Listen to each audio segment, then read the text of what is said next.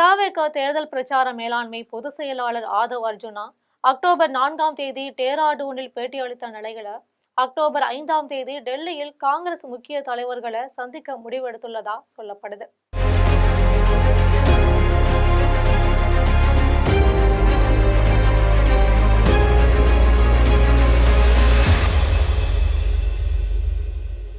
கரூர் வேலுசாமிபுரத்தில் கடந்த வாரம் செப்டம்பர் 27ஆம் தேதி தவேக தலைவர் விஜய் பரப்புரை மேற்கொண்ட போது கூட்ட நெரிசலில் சிக்கி 41 பேர் உயிரிழந்திருக்காங்க.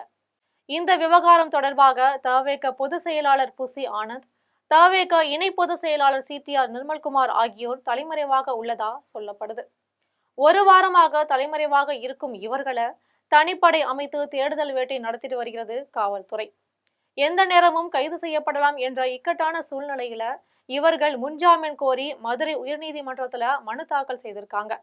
ஆனால் அந்த மனுக்களையும் நீதிபதி ஜோதிராமன் அமர்வு தள்ளுபடி செஞ்சிருக்கு.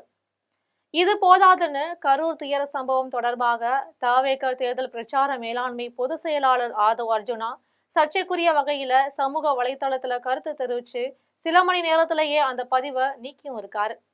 அதை விசாரித்த நீதிபதி செந்தில்குமார் ஆதவ் அர்ஜுனா ஏதோ புரட்சியை ஏற்படுத்துவது போல பதிவிட்டிருக்காரு. ஒரு சின்ன வார்த்தை கூட பெரிய பிரச்சனையை ஏற்படுத்திடும்.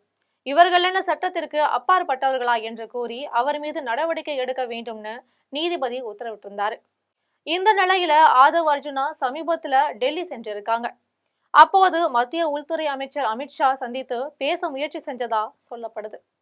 அதன் பிறகு உத்தரகாண்ட் மாநிலத்தின் டேராடூனில் நடைபெறும் கூடைப்பந்து விளையாட்டு நிகழ்ச்சிகளை கலந்த பிறகு டேராடூன் விமான நிலையத்துல உயர்நீதிமன்றத்தின் கருத்து குறித்து ஆதவ் அர்ஜுனாவிடம் கேள்வி எழுப்பப்பட்டுச்சு.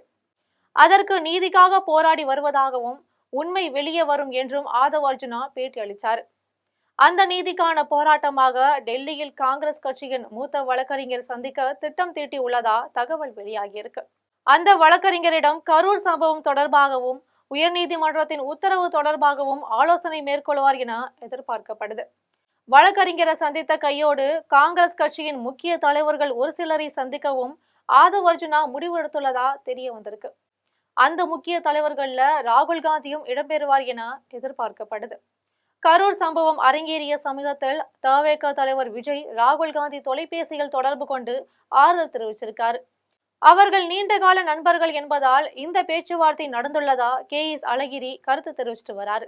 அதுவும் ராகுல் காந்தியை விஜய் சந்திக்க வேண்டும் என்றால் காங்கிரஸ் நிர்வாகிகளின் யார் தயவும் அவருக்கு தேவைப்படாது எனவும் குறிப்பிட்டு வந்தார்.